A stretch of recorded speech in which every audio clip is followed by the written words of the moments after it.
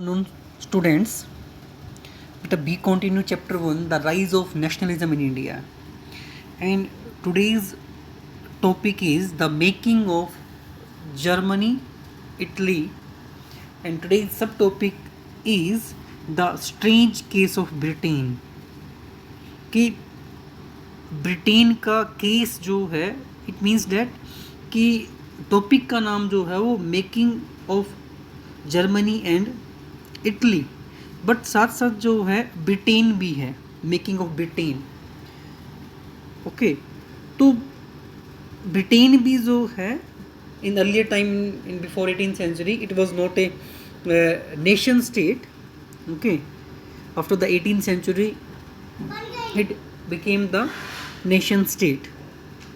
Okay, so strange case of Britain, there is a word strange. Strange means alag, different case of Britain regarding nation और nation states. कि जो case जो है, story जो है Britain की as a nation state के रूप में, वो फ्रांस से जर्मनी से और इटली से डिफरेंट है. Both these countries were making nation states through war. एक जर्मनी की बात करें तो वॉर किसने लड़ी? जर्मनी की तरफ से पर्शिया ने लीडरशिप ली और यूनिफिकेशन कराया. इटली की बात करें तो जो रिस्पॉन्सिबिलिटीज ली, लीडरशिप जो ली, वो किसने ली? सर्डिनिया पिडमोंट ने ली. उसका किंग जो था विक्टर इमैनुअल, उसने ली. लेकिन ब्रिटेन की जो स्टोरी जो है regarding making of nation state या nation, it was very different. बहुत अलग था, बहुत अलग स्टोरी थी ब्रिटेन की. When we compare Britain to Germany and Italy, यदि हम ब्रिटेन को एज ए नेशन स्टेट के रूप में कंपेयर करें और जर्मनी और इटली नेशन स्टेट्स के साथ, तो it is very different. Let we know. First of all, some scholars have argued that the model of nation और nation state is Great Britain. It means that कि some scholar argue that the best model of the nation और the nation state is Great Britain. किस scholar ने कहा कि सबसे best जो example जो यदि देखा जाए पूरे वर्ल्ड में making of nation state, okay, तो सबसे बेस्ट एग्जाम्पल जो पुट फॉरवर्ड जो रखा है सबके सामने, वो किसने रखा है? ब्रिटेन ने रखा है. But let we know how. देखते हैं कैसे. In Britain the formation of nation state was not the result of a sudden upheaval or revolution. कि जो ब्रिटेन का नेशन के रूप में इमर्ज होना was not the result of a sudden revolution, कि एक सडन रेवोल्यूशन हुई और उससे ब्रिटेन जो है एक नेशन स्टेट बन गया. Not, it was not the result of a sudden revolution. It was the result of a long drawn out process. इनके there was a long process behind the making of Britain. There was a long process behind the making of nation state. कि nation state बनने के पीछे एक बहुत लंबी process थी. हम नेशन स्टेट किसकी बात कर रहे हैं? ब्रिटेन की बात कर रहे हैं. There was no British nation prior to the 18th century. कि 18th सेंचुरी से पहले, जैसे मैंने ऑलरेडी बता चुका था, कि कोई ब्रिटिश नेशन नहीं था. Okay, the primary identities of the people, it means that कि थोड़ा सा बताऊं आपको कि जो Britain emerge as a nation state with the combination of 4 countries. 4 countries की जो है कॉम्बिनेशन है. जब हम ब्रिटिश नेशन की बात करते हैं तो हम 4 देशों की बात करते हैं. First is Scotland, second is Wales, third is Ireland, fourth is England. Okay, ये 4 जो नेशंस हैं come together and then make British nation. all these four nations were different ethnicity. किन सभी नेशन की डिफरेंट एथनिसिटी थी. Okay, and all these ethnic group, हम all these ethnic group किसको बोल रहे हैं कि स्कॉटलैंड का एथनिसिटी अलग था, वेल्स का अलग था, आयरलैंड का अलग था, इंग्लैंड का अलग था. सभी की डिफरेंट एथनिसिटी थी. एथनिसिटी मीन्स रेस, नस्ल. जैसे we all are Indian, this is our ethnicity, this is our race. तो इंग्लैंड में रहने वाले इंग्लिश थे, वेल्स में रहने वाले वेल्स थे, स्कॉटलैंड में रहने वाले स्कॉट थे, और आयरलैंड में रहने वाले इरिश थे. और इन सभी जो नेशन जो थे, फोर नेशन जो थे, सभी की जो एथनिसिटी थी वो डिफरेंट थी. And after that let me know more about these कि these ethnic groups means we are talking about England, Wales, Scotland and Ireland.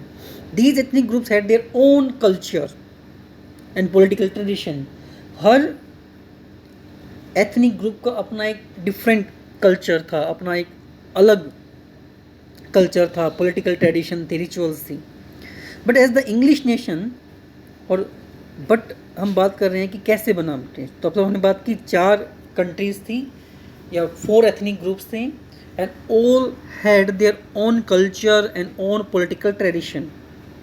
But out of 4 the England या इंग्लिश नेशन, इंग्लैंड और English nation both are same. England जो था steadily grew in wealth, importance and power. कि England के पास जो है सबसे पहले जो है क्या आ गई, वेल्थ आ गई, पैसा आ गया, पावर भी आ गई, इंपॉर्टेंस भी आ गई. उसके पास उसकी इंपॉर्टेंस बढ़ गई जब उसके पास वेल्थ आया और पावर आई. It was able to extend its influence over the other nations of the islands. और जैसे ही उसके पास पैसा आया, वेल्थ आया, इंपॉर्टेंस आई, पावर आई, तो इट वॉज एबल टू, तो वो सक्षम हो गया to extend its influence over the other nations of the islands. कि आइलैंड के जो अदर जो नेशंस जो थी उनके ऊपर अपना क्या कर सके, इन्फ्लुएंस डाल सके. और वो इन्फ्लुएंस क्यों डाल रहा था, क्योंकि वो पावरफुल हो चुका था, वेल्दी हो चुका था, वेल्थ उसके पास आ चुकी थी और इंपॉर्टेंस मिलने लगी थी. And English parliament which had seized power from the monarchy in 1688. और इसी बीच क्या हुआ कि इंग्लिश जो पार्लियामेंट थी, यानी कि इंग्लिश पार्लियामेंट थी, उसके जो इलेक्टेड रिप्रेजेंटेटिव थे, उन्होंने क्या कर लिया, पावर को सीज कर लिया. पावर को सीज करने का मतलब है कि they grab the power from the monarchy से उनसे पावर छीन ली 1688 में. At the end of the protracted conflict, protracted होता है प्रोलॉन्ग, एक लंबा टकराव के बाद, कि पावर किसके पास चली गई, इंग्लिश पार्लियामेंट के पास चली गई. पहले किसके पास थी, मोनार्की के पास थी. Was the instrument through which A nation state England at its centre. कि ये एक मेन इंस्ट्रूमेंट था कि पार्लियामेंट का पावर सीज कर लेना मोनार्की से. एंड दिस इंस्ट्रूमेंट या this event through which A nation state build up. Okay, और इसी इंस्ट्रूमेंट, यही एक इंस्ट्रूमेंट रहा, एक इवेंट रहा कि पार्लियामेंट के पास पावर आ गई, मोनार्की से उसने छीन ली, और इसी से क्या बन गया, नेशन स्टेट बना. विद इंग्लैंड के साथ, with England at its centre. और इंग्लैंड इन सभी नेशंस के सेंटर में था. सेंटर के मीन्स कि उसकी इंपॉर्टेंस ज़्यादा थी. After that the act of union, ये कहानी थी making of British nation. But अब आता है कि किस तरीके से उसने स्कॉटलैंड को अपने अंडर में लिया. एक एक्ट ऑफ यूनियन पास किया गया द इंग्लिश पार्लियामेंट के द्वारा. और इस एक्ट में जो था वो एक एक्ट था, एक कानून बना था, और ये किसके बीच था, इंग्लैंड और स्कॉटलैंड के बीच. और इसका रिजल्ट ये हुआ the formation of United Kingdom of Great Britain. जैसे ये एक्ट ऑफ यूनियन बना तो United Kingdom of Great Britain जो उसकी फॉर्मेशन हुई. और जैसे ही United Kingdom of Great Britain बना after the act of union between the England and Scotland, it means that England was able to impose their influence या domination on Scotland. तो इससे क्या हुआ कि इस एक्ट से इंग्लैंड को और ज़्यादा पावर मिल गई और वो was able to impose its influence, और अपना इन्फ्लुएंस जो था वो आसानी से अब डाल सकता था स्कॉटलैंड के ऊपर। The British parliament was and henceforth dominated by the English members, और पार्लियामेंट में इंग्लिश मेंबर्स ज़्यादा थे, वही डोमिनेट कर रहे थे। ओके, यानी कि इंग्लैंड से रिप्रेजेंटेटिव ज़्यादा थे इंग्लिश पार्लियामेंट में। The growth of A British identity mean the Scotland, तो अब वो ब्रिटिश पार्लियामेंट क्या करने लगी कि ब्रिटिश आइडेंटिटी को प्रमोट करने लगी, यानी कि वो ये चाहती थी कि चार जो नेशन जो हैं इन सभी की आइडेंटिटी कॉमन हो, और कॉमन आइडेंटिटी किससे बिलोंग करती हो, ब्रिटिश या इंग्लैंड से जो है डिनोट करती है, यानी कि इंग्लैंड की जो आइडेंटिटी होगी वही बाकियों की होगी, इंग्लैंड का जो नेशनल एंथम होगा वही चारों का होगा। तो इस तरीके से वो अपना इन्फ्लुएंस जो था वो डालने लगा। ओके, तो the growth of a British identity mean that the Scotland distinctive culture and political institution were systematically suppressed। अब ये था कि जब तक ये पॉसिबल तब हो पाता कि इंग्लिश आइडेंटिटी जो थी वो सबकी बने, स्कॉटलैंड की भी वही आइडेंटिटी बने जो इंग्लैंड की है, और इंग्लैंड सभी की वही आइडेंटिटी बनी। इट मीन्स डैट कि, और इसी वजह से इसका मतलब ये था कि पहले जो स्कॉटलैंड का जो कल्चर है, जो ट्रेडिशन जो है, जो पॉलिटिकल इंस्टीट्यूशंस हैं, उनको सुप्रेस्ड किया जाए। और जब ये स्कॉटलैंड और इंग्लैंड के बीच ये एक्ट ऑफ यूनियन बना तो उन्होंने ये करना शुरू भी कर दिया, क्योंकि मेजॉरिटी किसकी थी, इंग्लिश मेंबर्स की थी, इंग्लैंड के मेंबर्स की थी। इंग्लिश पार्लियामेंट में ब्रिटेन इंग्लैंड से ज़्यादा मेंबर आते थे इलेक्ट होकर के, तो उन्होंने क्या करना शुरू किया, ऐसे एक्ट बनाने शुरू कर दिए जो कहीं ना कहीं जो है जो स्कॉटिश जो कल्चर जो था उसका पॉलिटिकल जो इंस्टीट्यूशन जो थे, उसका कल्चर जो था, उसका ट्रेडिशन जो था, उसके जो रिचुअल जो थी, उसको धीरे धीरे वो पार्लियामेंट क्या करने लगी, सुप्रेस करने लगी, ख़त्म करने लगी। और ये तभी पॉसिबल, जब वो स्कॉटिश कल्चर को ख़त्म कर देती तभी ये पॉसिबल हो पाता कि वो जो इंग्लैंड के लोगों की जो आइडेंटिटी है वो बाकी सभी की बन पाती। Okay, the Catholic, next one is the Catholic clans that inhabited the Scottish island, कि स्कॉटिश आइलैंड एक प्लेस है, वहाँ पे एक क्लैंस था, जिसका क्लैंस क्या था, कैथोलिक क्लैंस। क्लैंस होता है डायनेस्टी, एक वंश था कैथोलिक जो स्कॉटलैंड से बिलोंग करता था। सफ़र टेरिबल डिप्रेशन, वो सफ़र्ड कर रहा था, यानी कि इंग्लिश जो पीपल जो थे, इंग्लैंड जो थे, इस क्लैन का, इस डायनेस्टी का, इस कैथोलिक डायनेस्टी का, क्लैन का जो रिप्रेशन कर रहा था, एक्सप्लॉइटेशन कर रहा था, उसका दमन कर रहा था। क्यों?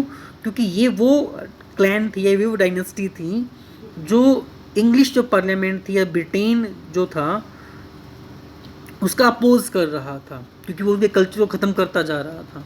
तो they were opposing the English parliament, they are opposing the England. Okay, and attempt to assert their independence, और वो क्या करते, एसर्ट एक वर्ड आया, it means to say something clearly, वो क्लियरली बोलते थे, किसकी बात करते थे, किसके बारे में, देयर इंडिपेंडेंस की, यानी कि स्कॉटलैंड की इंडिपेंडेंस की। वो क्लैन, वो कैथोलिक क्लैन जो था वो बातें करता था, और इसी वजह से उसको ट्रिबली जो है रिप्रेस किया जा रहा था, रिप्रेशन किया जा रहा था, उसको दबाया जा रहा था। The Scottish highlanders were forbidden to speak their Gaelic language and wear their national dress, and the large number were forcibly driven out of their homeland, कि उनको उनकी लैंग्वेज बोलने से रोका जाता था। उस स्कॉटिश हाईलैंडर्स को, जिस कैथोलिक क्लैंस की ये बात कर रहा है, उसको नेशनल लैंग्वेज, उनकी जो लैंग्वेज जो थी वो बोलने नहीं दी जाती थी। गैलिक जो उनकी लैंग्वेज थी, नेशनल ड्रेस वो वेयर अप नहीं कर सकते, पहन नहीं सकते थे। And large number of family members that belongs to Catholic clans were forcibly driven out of their homeland, और जो इस तरह की एक्टिविटीज़ में कंटिन्यू इन्वॉल्व रहता था वो कैथोलिक क्लेंस के फैमिली मेम्बर्स, उनको फोर्सिबली, ज़बरदस्ती जो है उनके होमलैंड से बाहर निकाल दिया गया, यानी कि स्कॉटलैंड से बाहर निकाल दिया गया।